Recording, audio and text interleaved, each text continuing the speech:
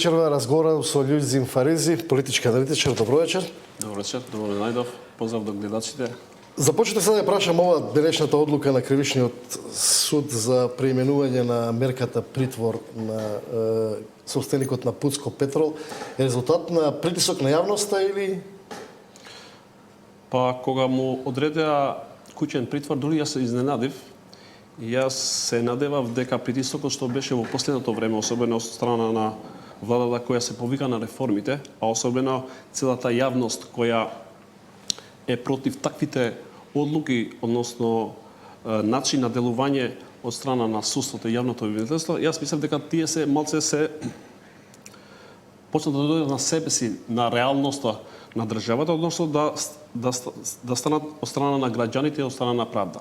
Но кога него го ставија на домашен притвор, а замисли менаџерот го ставија у притвор, тоа јас мислам дека е сосема алогично, но по притисокот од страна на граѓаните, а од страна и на премиерот, и на власта, ама имаше големи реакции од страна на граѓаните, особено после повикот на Христијан Мицковски синоќ дека ќе се соочува со граѓаните. Можда тоа е само една негова замисла, односно да им кажува дека граѓаните се против вас, но сепак денеската одлука мислам дека е исправено.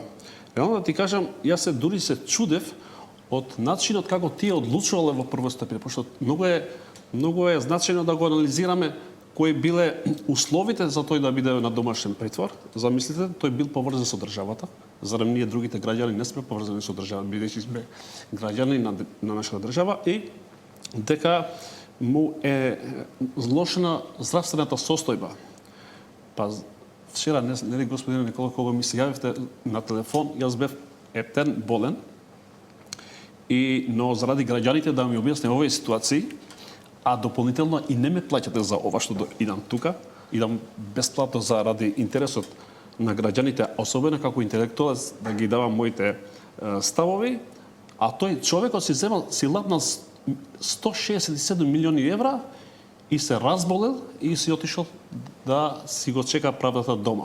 Јас мислам дека тој за тие пари требаше самоволно да се пријавува и да оди во затвор, а не да прави сплетки во јавното обвинителство и во судството, да врши притисок со такви алогични аргументи за да избегне правдата. Овој случај секако, затоа што е прилично интересен, вмешани се голем дел од луѓе од поранешната власт, но кога зборуваме за судството и најавите и идеите на власта за реформи на судскиот систем и сега на таргет е судскиот совет. Реално парламентот не е тој кој што ги бира членовите на судскиот совет.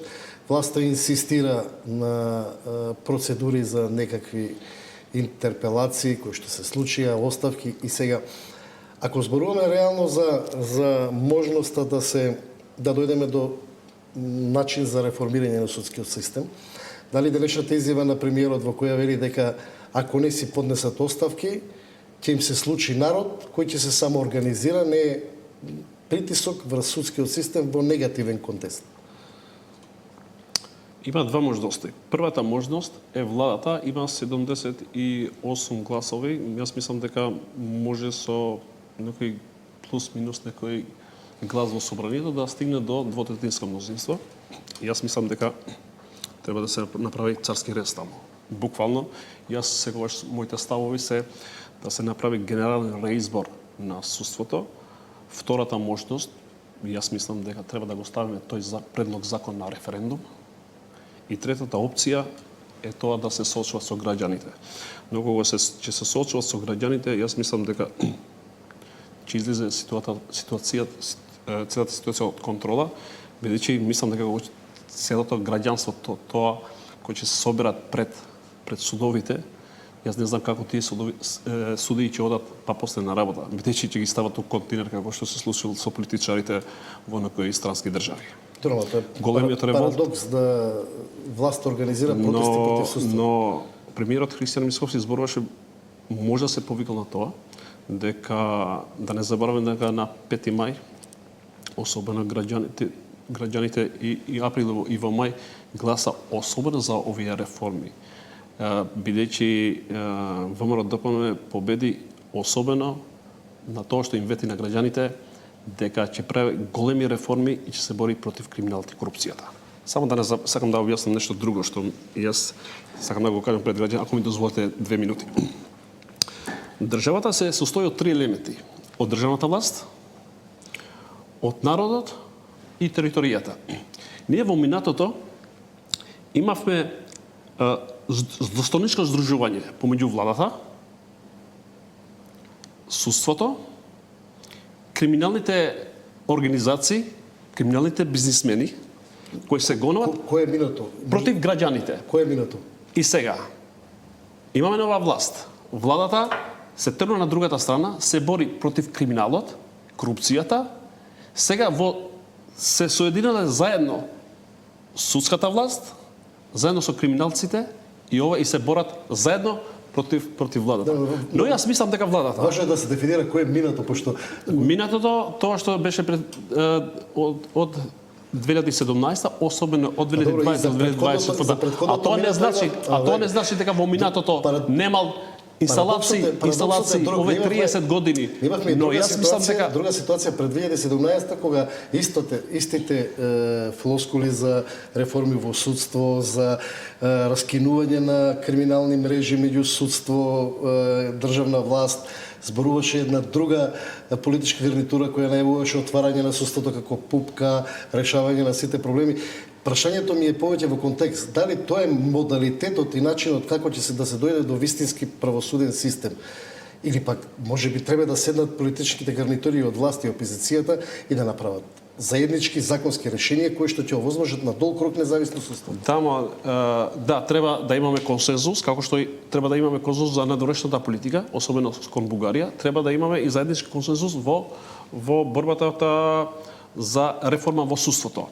Но изјавите последните од опозиција не кажуваат, не делуваат на тоа дека сакат да прават измени особено во судството, бидејќи во последните 10 години неверојатно има запослено повеќе партиски војници, суди и јавни обвинители, така што и во минатото бидејќи и тоа ВМРО ДПМН што беше пред 2016 па во последните избори повеќе имаше соработка, односно во тие 10 години од дел од нив што се збогатиле енормно, така што јас мислам дека битката што може да ја водат заедно е невозможно. Јас мислам дека владата има доволно пратеници во собранието и треба да притиска се повеќе, но во рамките на законот. Јас сум Злобниците можеби ќе речат дека ВМРО и СДСМ си ги имаат поделено во судскиот систем влијанијата, сега реформата на судството се сведува на наметнување на влијанието во судскиот систем на Влен, да речеме, кој што нас претендуи. Не верам. Само Влен нема инсталации во судскиот систем или има? Па зависи, биќе во минатото биле во ДУИ, така што некои се претумбале во Вленте сега, но сепак јас мислам дека има помалци ингеренции таму, односно партиски војници, бидејќи да се разбираме дека не сите во судство се луѓе кои сакаат да го злоупотребат службената положба, а јас мислам дека освен борбата против криминалот и корупцијата на високите функционери во минатото, јас мислам дека владата треба да размислува и да се бори против криминалот и корупцијата внатре во судството. Да поминеме на друга тема која што исто ќе биде интересна денови. На 20 март треба да има подготвителна седница на Уставниот суд и околу законот за јазиците. Значи минатата година имавме политички тензии наметнати околу прашање. Денеска председателот на Уставниот суд вели да имаме иницијативи, неколку што да правиме со нив, мора да донесеме одлука. Колку според вас отварањето на тоа прашање во Уставниот суд ја наметнува темата околу нови политички етнички тензии во државата? Или премногу се преюдицира каква одлука ќе донесе Уставниот суд? Овие политички теми повеќе им иде на корист на ДУ и на Влен, бидејќи тие уште се замарат со минатото, 20 години, само за јазикот зборува, за знамето, за некои работи кои веќе се во изминатото. Овие иницијативи биле во Уставниот суд поднесени пред 5 години, пред 6 години. Истите судии биле во состав, истиот состав долго време го имаме. Јас мислам дека тоа е покренато и мислам дека одредени, не сите, но одредени судии таму кои што се политички поставени, јас мислам дека го имат крај. Јас не сакам да се мешам во Уставниот суд, бидејќи како и да се тие одлуки, сепак судот е највисоката инстанца во државата која го брани уставноста и законитоста на државата.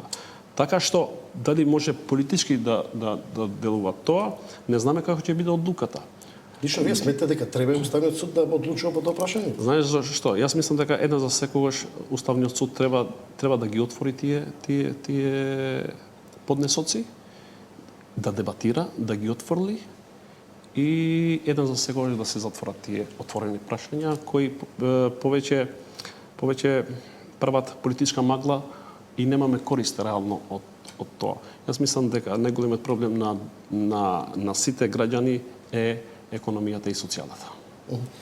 Добро, околу прашањата кои што се надевам дека сега и се постовите и нема да идат со шатори таму, да го чуват албанскиот јазик да не бега, бидејќи сега пошто се постовите и е свет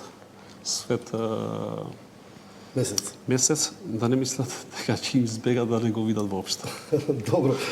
Да ги премедуват дека избегала таму. Во тој контекст се наведно прашањето иронично, дали интересите на ДУИ се најважните интереси на албанците или? Тие таква представа се добива во знаете јавноста. што? Тие веќе погласија една победа. Тие мислат дека тоа што се одлагаше дебатата околу закон за употреба на јазиците, тие го поставя како победа, но едниот од нив заврши во црна листа. Така што како и да е ќе заврши дебатата, бидејќи сега не може да каже дека во оваа дебата ќе биде моноетничко, бидејќи таму се поканети професори, јас ги слушнав кои се и македонци, се албанци и мислам дека од сите нации може да се таму, така што тие што ќе дават нивни идеи, тие се познати професори, некои ги знам, некои ми беа лични мене професори, Мерси Максути пример беше мене професор, така што јас ги знам дел од тие професорите, се експерти и ќе видиме како ќе биде одлуката. Но било како и да биде одлуката, ДУИ ќе го употребава. Или за да се прогласат како победници, дека ги победили институциите, или второто, ако се укинуват некои дели од законот, тие три членови што се проблематични, јас мислам дека тие ќе го користат после како алатка против влен во следите локални избори. Бидејќи друга алтернатива тие немат. Тие не нудат нешто ново на македонската политика, односно ништо некој конкретен проект што би бил на интерес на сите граѓани, без разлика на нацијата. Ме интересира позиција на аналитичар поставеноста на новата американска администрација во поглед на регионот и улогата на албанскиот политички фактор во регионот. Некако многу самитивки албанците во регионот се позиционирали, фатирали простор и они поседнали простор кај Трамп или с оглед на тоа дека важат како фактор кој што е многу пријателски настроен кон Америка. Дали новата администрација така гледа на албанците на Балканот и овде во македонските албански политички партии се тивки во поглед на тоа или така ми се чини?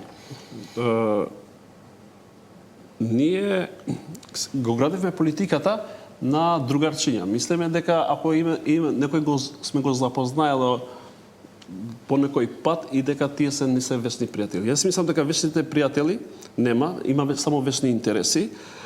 Надворешната политика на САД треба да се зема предвид дека е сменато во начинот на действувањето на новата администрација на Трамп. Не сме навикнати тие републиканци кои цело време или демократи кои имале една надворешна политика која малце разликуваше. Ова сосема нова политика, тоа е многу реално и бидејќи Трамп пред се ги брани интересите на Соединетите американски држави. Така што ние треба да го земеме како модел него и ние да ги браме тие нашите интереси економски, социјални и во надворешната политика. Јас мислам дека треба да го користиме тој потенцијал во моментот што го имаме, но не треба да се поврземе со индивидите. Ние треба да се поврземе со држава. Државата со држава треба да се поврза, не со индивиди. Замислете, Трамп но може после 4 години да биде Елон Маск, председател на држава. Што ќе правиме? Ние сега треба да се тргнеме од САД и да се дружиме со некои други држави. Мислам дека политиката треба да е Црни сценарии имате за Америка, мислам. Не, ти има црни сценарии, јас не ги гледам така, мислам дека Доналд Трамп се гледа да ја прави повторно Америка голема, така што пред се него го имат гласано граѓаните на САД и тој победи со една голема разлика и тоа треба да се почитува. Ние само треба да градиме добри политики со него, со целата администрација и да ги користиме Македонската дорожна политика во тој контекст ја поддржуват, претпоставам. Да, јас мислам дека моментално, барем како се ставовите на влада, дека имат подобра конекција со администрацијата на Трамп и тоа треба да е за поздрав за нас за следните 4 години да го користиме, за да ние да трнеме и на економски план и во процесот на интеграциите. Благодарам што бевте мој гостин. Благодарам и на вам и на вашите